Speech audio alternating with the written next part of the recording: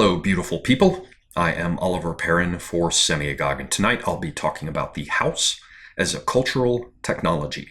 But before we get started, I wanted to let you know that I've closed my Patreon account and left the platform. I no longer care to be associated with their Orwellian censorship games. Please know, however, that I am very grateful for all of the support people have provided for the channel through Patreon, and I would have preferred not to have closed my account. I don't make much from my online pastime of producing videos, but even after losing 1/3 of my patrons, I was still receiving a couple of $100 a month, where I was until yesterday. But I just couldn't do it any longer. Their behavior has been so grotesque and repulsive that the time had come for me to go elsewhere. So thank you again to all who supported me on Patreon. If you'd like to continue to support the channel, you can do so through GoFundMe. You'll see a link in the description box. I'm also over on Subscribestar, but they seem to be dead in the water. If that changes, then we will have another option, but we will have to wait and see. Now, on to tonight's topic. Millennial Woes invited me to speak with him this last millennial, and I mentioned that I'd like to talk with him further sometime about the house as a tool that we in the West have put to good use in the past. Of course, a house is a form of shelter, and as such, it's a form of technology. But more figuratively, I was talking about the house as a kind of cultural technology. When I brought this up, Woes pointed out quite reasonably that this isn't something he's given much thought to. The implication was that he'd have to know more about the subject in order to most productively participate in any conversation. At any rate, I haven't really set forth what it is I mean precisely by the house as cultural technology, so I thought I'd talk a bit about it in this clip and provide some context. Hopefully, people grappling with how to best ensure the survival of Western peoples and Western cultures will find the topic as interesting as I do, and perhaps I'll have the opportunity to further discuss all of this with others. So tonight I'm going to bounce around a bit, trying to light little fires here and there with the aim of illuminating the shape in the darkness, as it were. Most of you will have thought about some of the things I'll be covering, but the value in this exercise lies, I think, in seeing the broad outlines of an integrated cultural structure comprising house, family, intergenerational transmission of knowledge, alliances, territorial investment, and the rest as the necessary foundation for anything approaching a lasting cultural renaissance in the West.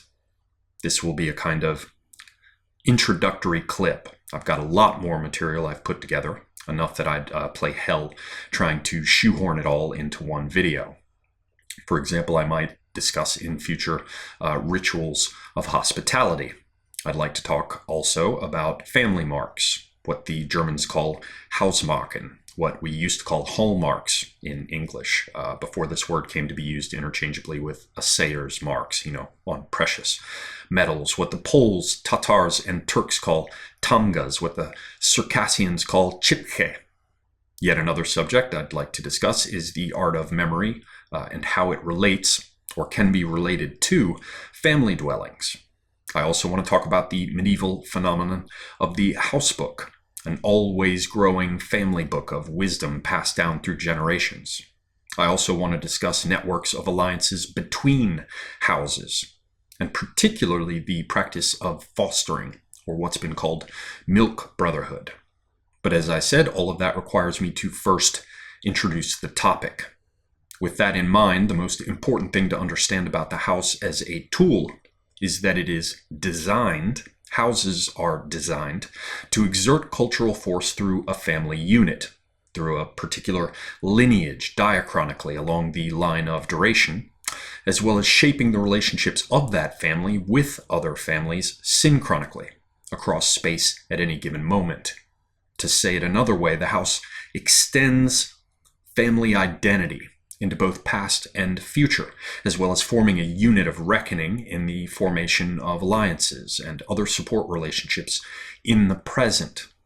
To phrase it yet another way, to be clear, since few people think about any of this today, Houses are like a force multiplier. That's all I'm trying to say. They're like a force multiplier designed to foster, protect, and project the genius of a given family, the kindred generations that are raised within it, that take shelter within it, that live and die within it across time, as well as forming a foundation for the establishment and maintenance of alliances within a given territory.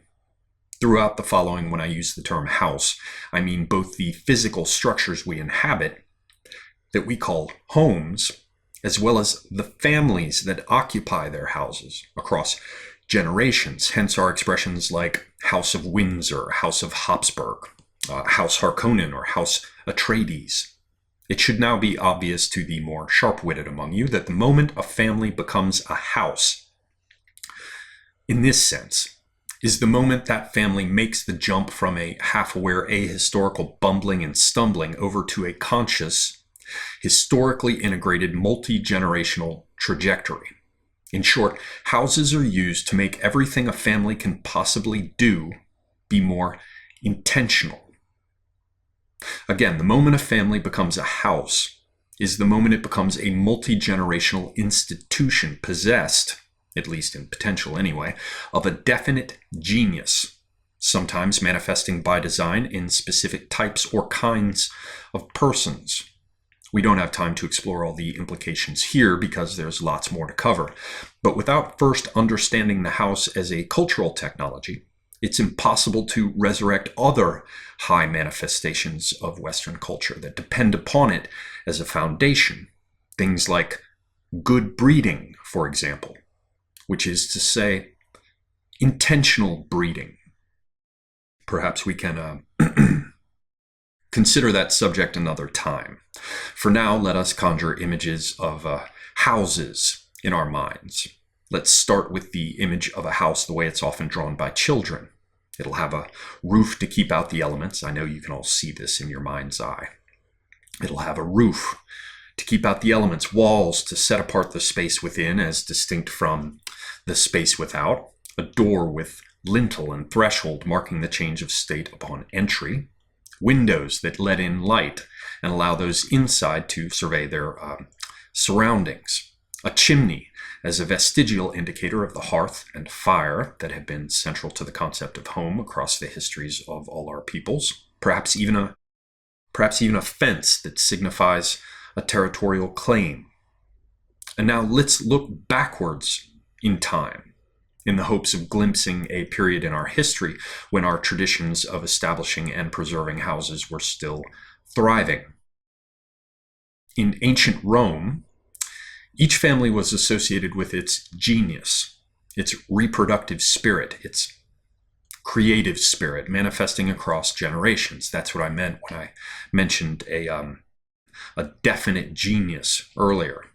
Of course, among the Romans, there was an individual cult of genius, which recognized a kind of a spiritual double for each person.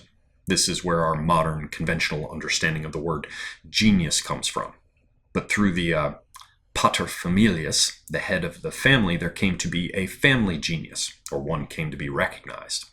And this family genius represented in deified form the entirety of the traits of any begotten thing, in this case, the family.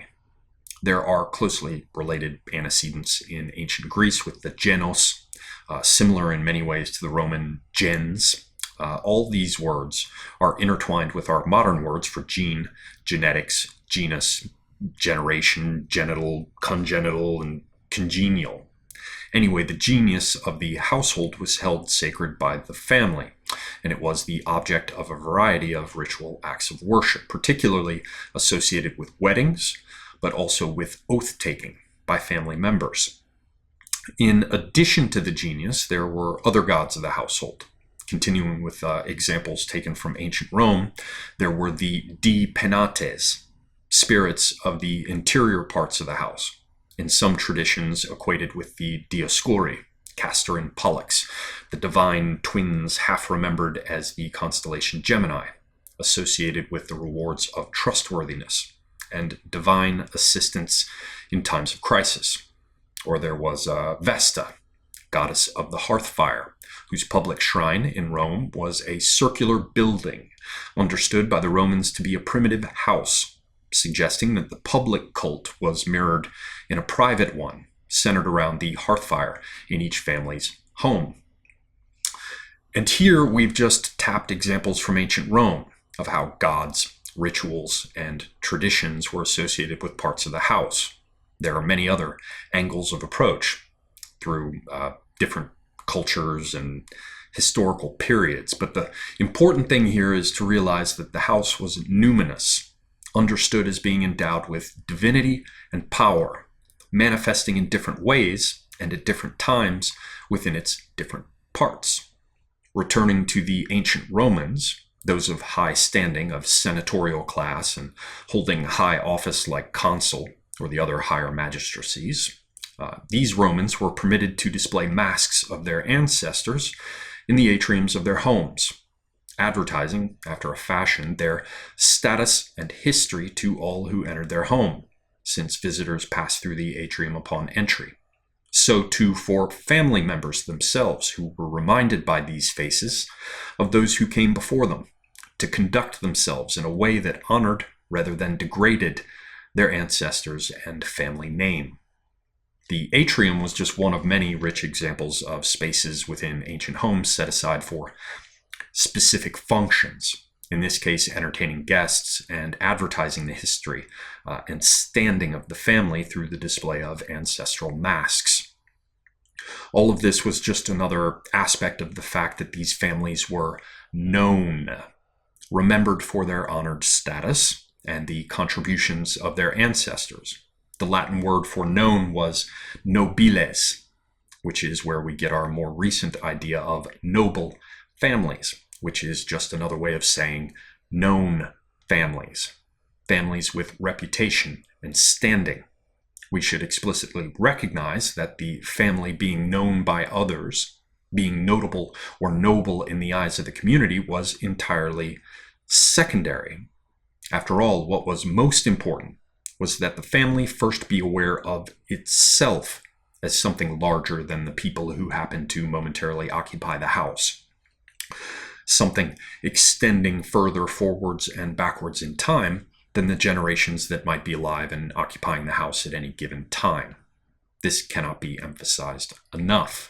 For any family to be notable or noble, it would have to first know itself. It would have to institutionalize itself through the mechanism of house and household, thereby remembering its past, thereby enshrining it, as well as its aims and goals, its ancestral line, thereby introducing intentionality, as I said before. In the end, houses are the primary tool to help families become an idea as much as a bloodline, a set of consciously developed talents, skills, and relationships as much as a particular combination of DNA. Houses help families to become less fleeting, more purposeful and intentional across time, which is to say that houses help families to remain, going back to the Proto-Indo-European root men, meaning to remain, which is the source of the Latin verb manere, meaning to stay or abide, which in turn gave us our old word manor, as in manorial estate, which is surely no coincidence. The more one looks into the etymology, the more past ways of thinking are laid bare. Clearly, the house and household had deep significance for Western cultures of the past. Clearly, the house was deeply meaningful. We should therefore ask why this was so. It seems self-evident, to me anyway, that houses, in the broadest sense, were held sacred because they were a manifestation of the fundamental creative spirit of a family. As noted, traditions observed within a house, no less than the physical layout of the house, had the power to shape behavior in certain ways, to foster and preserve hard-won knowledge that would remain available to members of the family well into the future. I'll be talking about some of these things in more detail in future clips. But if we strip this down to its fundamentals, it becomes clear that houses were used to make the survival of successful traditions, relationships, talents, and behaviors more likely across the generations. But what have our houses become today? We can see how certain rooms continue to shape certain behaviors or are associated with different tasks or activities. But most of us no longer have libraries in our houses or gymnasiums. We no longer have parlors located adjacent to entryways, parlors wherein we discuss business, hence the fucking name of the room, with those who might come to visit. All the while not admitting them deeper into the private areas of the house. That's worth noting. We also no longer have drawing rooms, a shortened form of withdrawing room, into which the ladies would withdraw after dinner to talk amongst themselves while the men did the same while perhaps taking tobacco in the smoking room. Because we've lost our connection to how the parts of the house shape our behavior, how they reflect and enable our social practices, we no longer feel anything sacred might be going on in a kitchen. We call the room we sit in to watch television a living room. Never mind the fact that we do anything but live while in it, gazing longingly into the blazing blue eye of the whore of Babylon that never blinks. We generally have very small rooms for bathing and relatively large rooms in which we do nothing but sleep or change clothes. It's incomprehensible. It's twisted. It's cut away from purpose. Instead of having libraries or smoking rooms, to take another example, in which smoking rooms in which gentlemen can congregate without disturbing the ladies, we men no longer lay claim to any real space within the house. We're driven out of doors if we wish to smoke, or to converted garages or basement man caves. Here we can see reflected in the layout of our houses the way in which traditional masculine roles have been marginalized, with no space in the house really remaining for them. This is not surprising, given that the house is a place wherein women can be expected to strongly assert their authority. But it's yet another clear sign of the state of our contemporary culture, with its incessant denigration of men, at least for anyone with eyes to see. If we ever might hope to restore or reimagine certain central aspects of our culture, we must recover some sense of the importance of the house. Home is where the heart is. And according to the psychological models current in the Middle Ages, the heart was the organ of memory, a view which survives in our expression to learn by heart. According to this perspective, the house we live in becomes a kind of experiential scaffolding that makes possible a kind of virtual house, its counterpart in the memory, based on the impression we've taken in the course of living within our physical house. We thereby have a space within that we can use to orient, replete with marks, signs, and tokens we use to remember who we are, where we came from, and where we're going. But here I'm again touching upon things I'll be discussing in future videos on this subject. All of this, and forgive me for how much it wanders, but there's a huge amount of material, and I just had to pick out what I thought would work best to provide you with context. All of this has merely been an introduction. For now, we'll have to postpone wandering down the many interesting byways that any serious consideration of this topic brings to light. Hopefully what I've covered here will lead many of you to give all of this much more thought, not least because the house, as a cultural technology, employed consciously and intentionally as a means of amplifying the virtue, power, and knowledge of families and their individual members, will likely prove indispensable in any attempt to restore the West to its former greatness. Get it? Got it? Good. Semiagog, out.